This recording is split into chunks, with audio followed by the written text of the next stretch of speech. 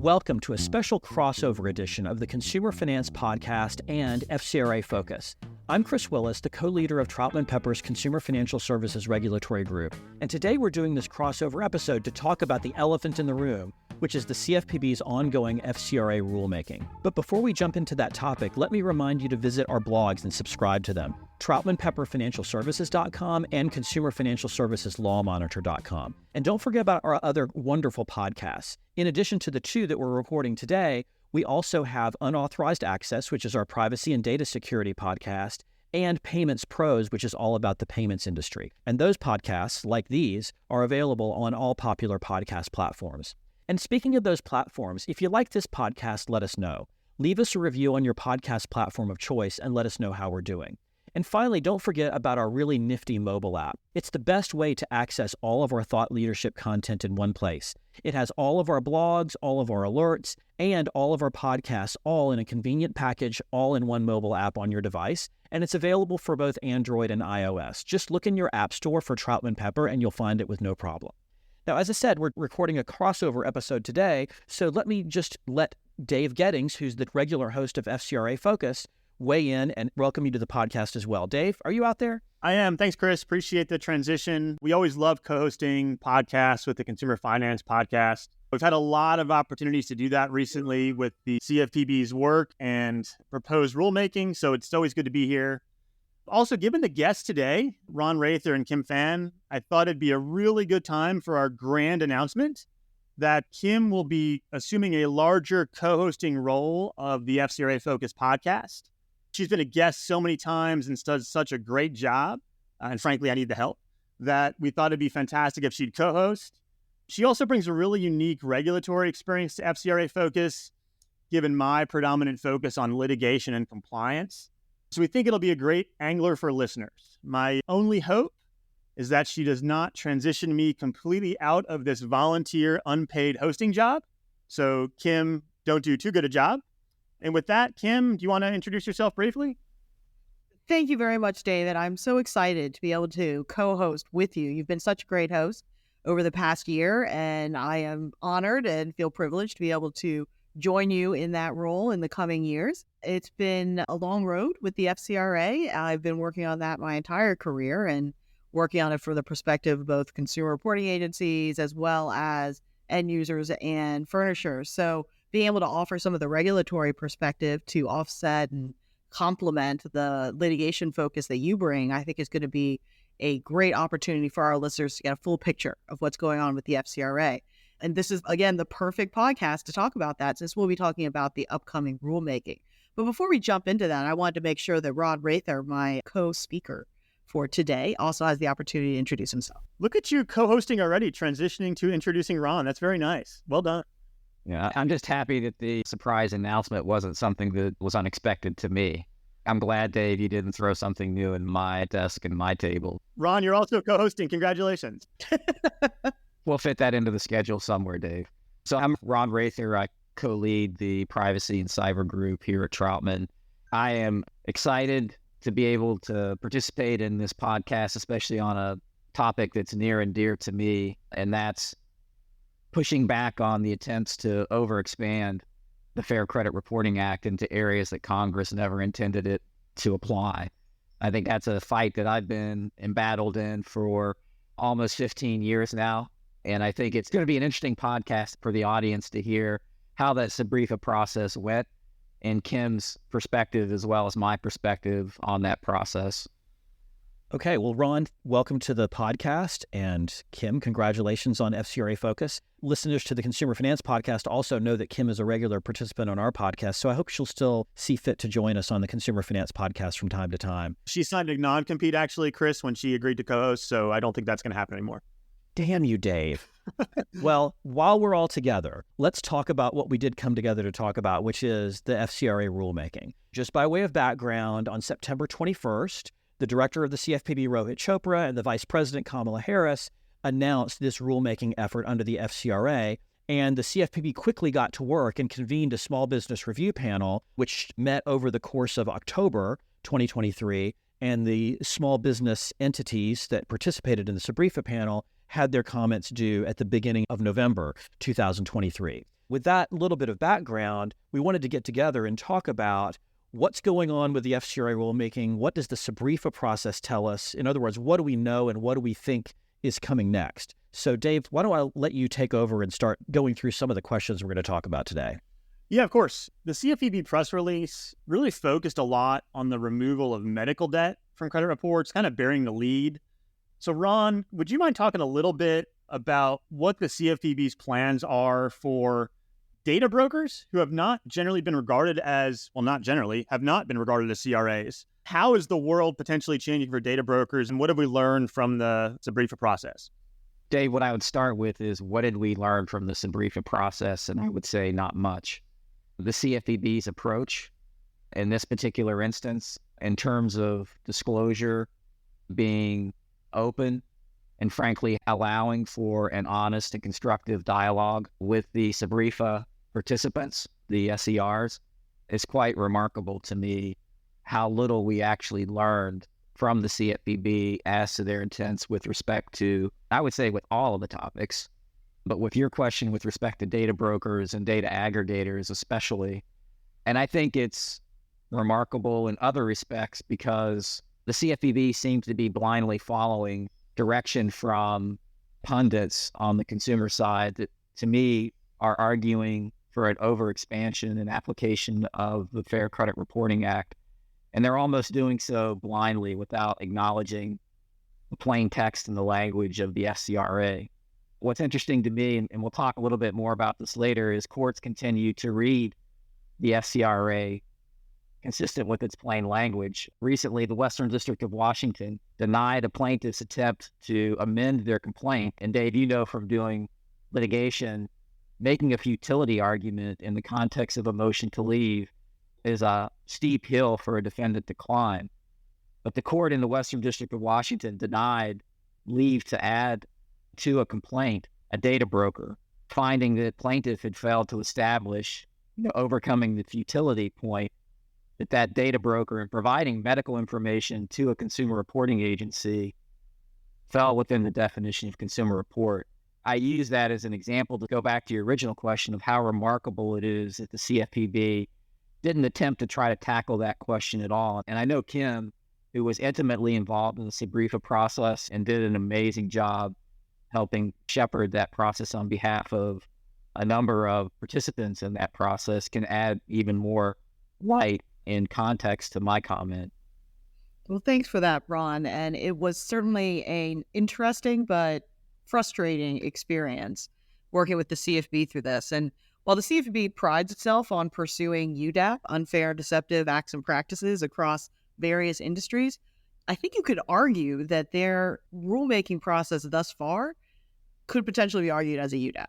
As far as unfairness, they rushed these small businesses into this SBREFA panel process to provide feedback on a very generalized outline. They gave no concrete or specific ideas about what the CFPB's actual plans are.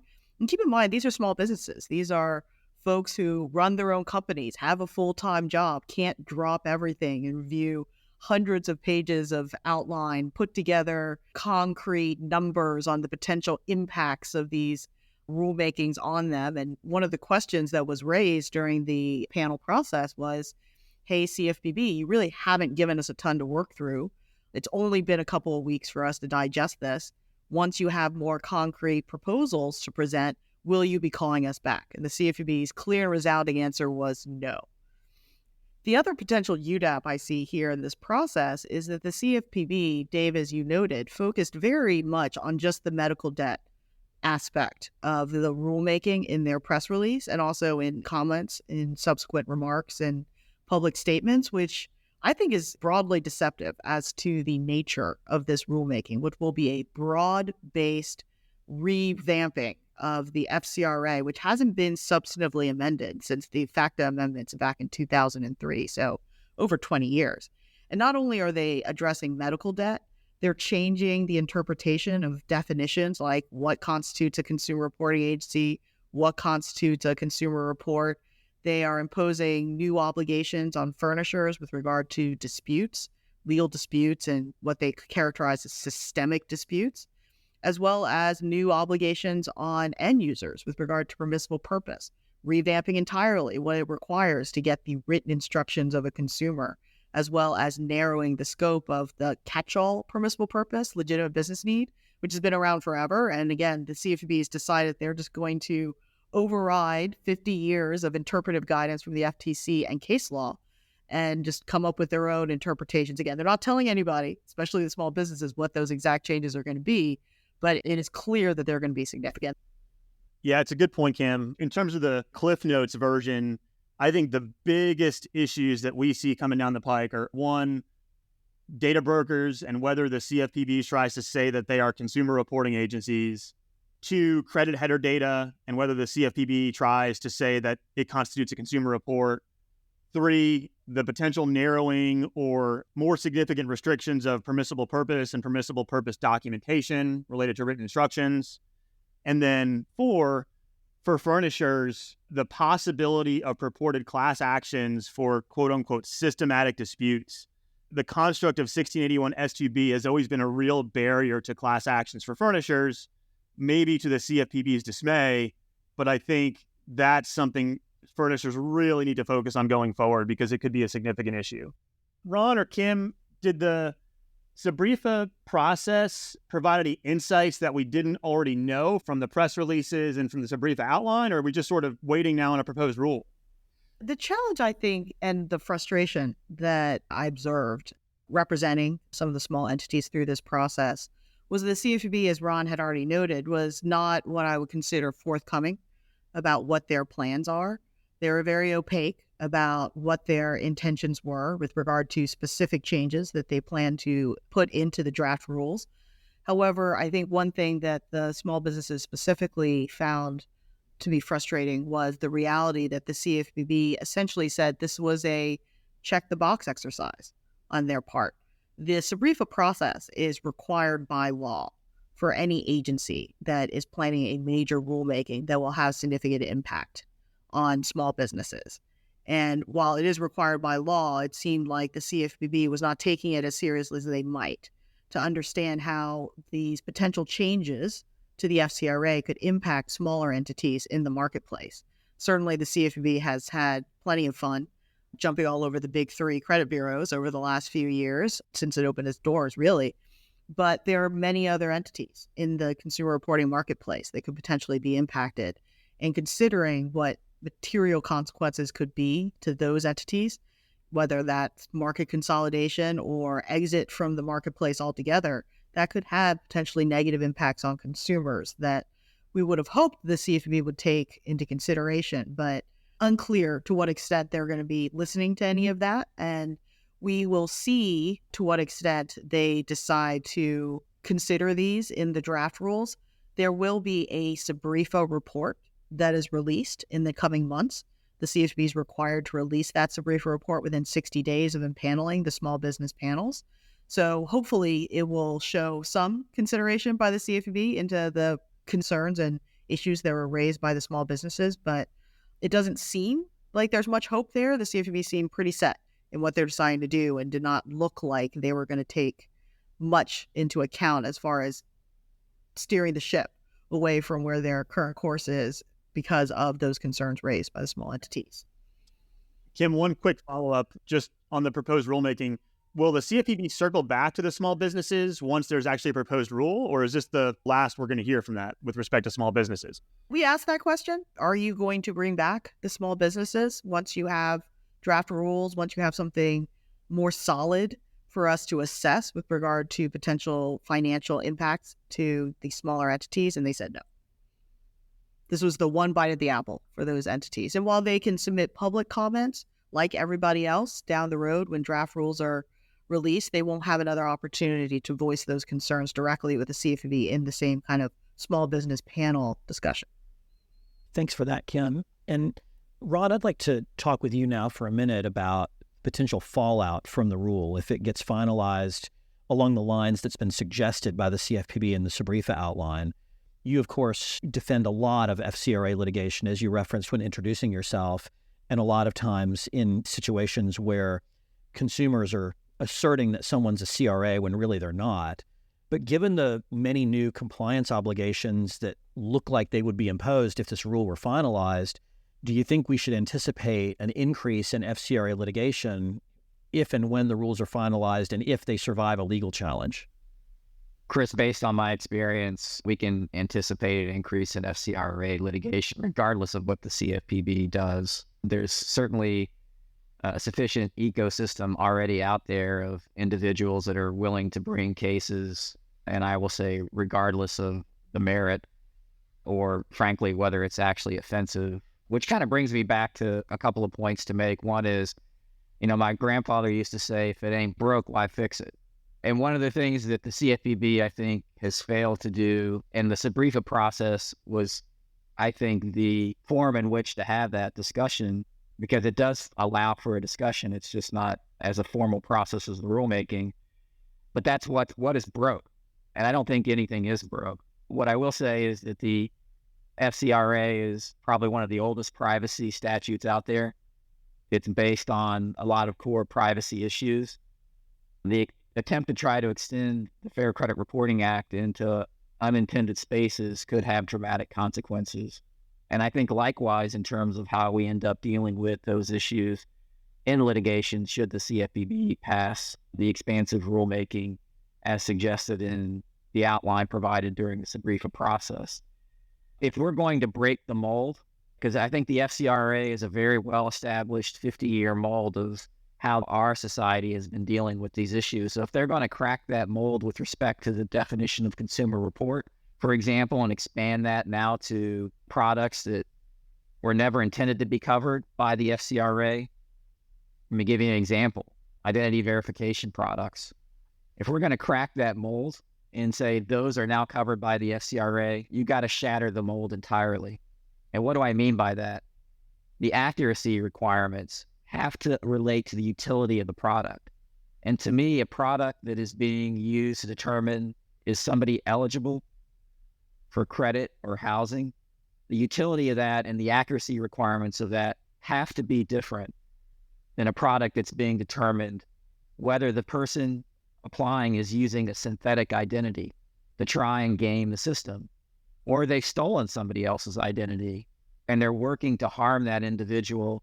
And frankly, our clients' products designed and built to mitigate against those risks will be shattered if the CFPB extends the definition of consumer report. So in litigation, we're going to have to adjust, and that's one adjustment that I just mentioned, that courts are going to have to, frankly, rethink 50 years of jurisprudence as to what the 1681 EB requirements impose. You can't take a square peg of what's required for determining eligibility for credit and shove it into the round hole of what's required for an identity theft, identity prevention product to function adequately in the market. And I'll circle back to why that's relevant to my privacy point, is that when you look at what states have done in the privacy realm, when they've looked to regulate data broker and data aggregators, they have universally carved out identity theft, fraud prevention products from the rights of access, the rights of dispute, the right to delete. The concern for me is the CFPB should be acting responsibly with respect to this ecosystem. It shouldn't just be parroting what the plaintiff's attorneys have been saying.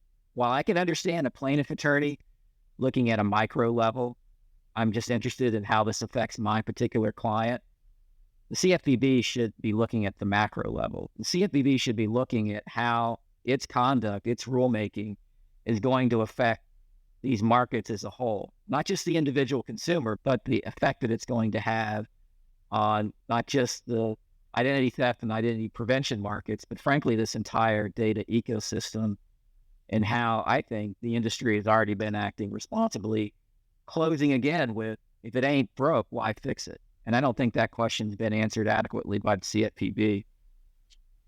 Well, and Ron, I have to say I'm struck by one aspect of your comments, which I agree with, which is if this rulemaking breaks the mold and dramatically reshapes the FCRA, it doesn't seem like an interpretation of the statute. It seems like re-legislation of the statute that if it's going to get done, has to be done by Congress. It seems, at least to my personal way of thinking, this is likely beyond the power of an agency to do.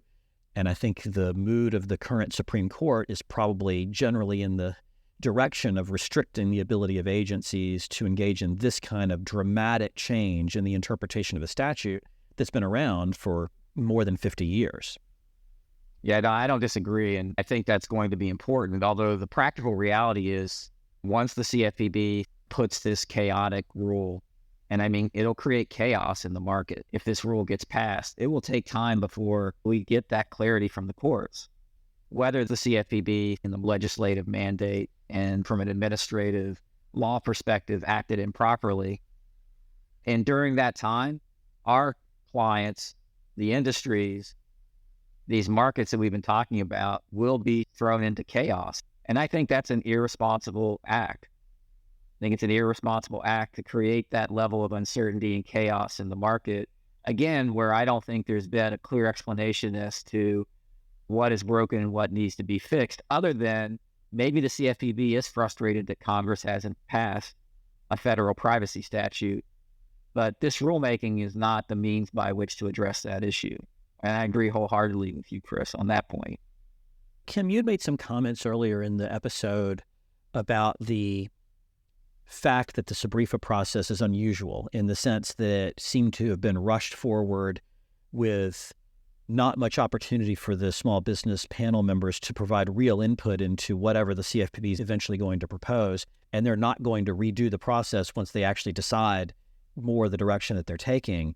It sort of makes me want to ask a more general question. Does this rulemaking and the timeline that we know about it seem rushed compared to other comparable CFPB rulemakings?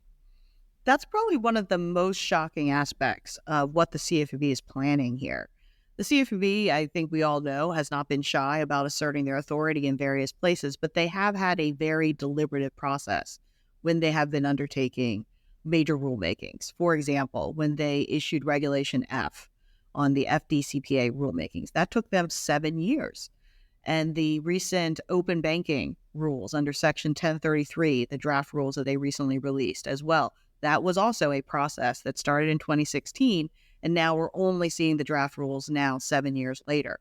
So the fact that the CFPB, as announced by Chopra, their timeline is to not only announce this rulemaking, get through the SBREFA process, and then introduce draft rules within 1 year.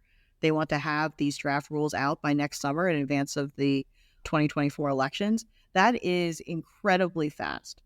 And as Ron was noting, is potentially not taking into consideration some of the many potential downstream and unintended consequences that could spiral out from this rulemaking. So it just seems incredibly rushed. Maybe that's because of the election timeline. Maybe that's because of other factors happening at the Bureau with Director Chopra, but it just seems unusual how rapidly they're trying to roll out what will be a major undertaking. Well, let's just wrap up by letting me ask you, what are the next steps in the process for the rulemaking? You mentioned the accelerated timeline, but what do we think are the next steps in the rough time frame on which we would expect them to occur? So they've already announced that they want to have the draft rules out by mid-year 2024. That is the first step, likely in either an advance notice of proposed rulemaking process or an actual notice of proposed rulemaking with draft rules. They, as an agency, could move rapidly. They could accept public comments and then finalize the rule quickly, but that's probably unlikely.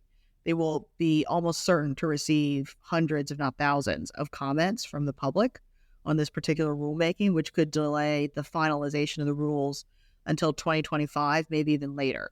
So the soonest we could ever expect something that would have an effective date would be probably 2026. So we're still a few years out. But this is important enough that for those companies that will be impacted by this rulemaking, they should be thinking about how to get involved early in the process rather than trying to change the CFPB's course further along. Okay, well, thanks, Kim, and thanks to you too, Ron, for sharing your comments and expertise on this rule and what its potential effects are. Dave, do you have any parting comments before we close out? No, the only thing I would just echo is Kim's thought about clients starting to think now. It may be a little too early to start implementing compliance changes because we really don't know what the rule is going to look like yet, but we should at least be thinking about implementing compliance changes or our process for how we would go about that process, including, when necessary, educating our boards, educating decision makers on the significant changes that may be coming down the pipe. That's a great point to end on, Dave. So thanks very much. Thanks for letting me do this crossover episode with you for both Consumer Finance Podcast and FCRA Focus. And thanks, of course, again to Kim and Ron for sharing their expertise. And of course, thanks to our audience for listening today. Don't forget to visit and subscribe to our blogs, consumerfinancialserviceslawmonitor.com and troutmanpepperfinancialservices.com. And while you're at it, why don't you head over to troutman.com and add yourself to our Consumer Financial Services email list. That way you can get copies of the alerts that we send out and invitations to our industry-only webinars. And if you enjoy reading and listening to our thought leadership content, don't forget to check out our mobile app where you can find all of it in one easy-to-access package. It's under each app store, both iOS and Android, under Troutman Pepper, and I know you'll enjoy it if you try it out. And of course, stay tuned next week for a great new episode of the Consumer Finance Podcast on this same podcast feed. Thank you all for listening. Copyright Troutman Pepper Hamilton Sanders, LLP. These recorded materials are designed for educational purposes only. This podcast is not legal advice and does not create an attorney-client relationship. The views and opinions expressed in this podcast are solely those of the individual participants. Troutman Pepper does not make any representations or warranties, express or implied, regarding the contents of this podcast. Information on previous case results does not guarantee a similar future result. Users of this podcast may save and use the podcast only for personal or other non-commercial educational purposes. No other use, including, without limitation, reproduction, retransmission, or editing of this podcast may be made without the prior written permission of Troutman Pepper. If you have any questions, please contact us at troutman.com.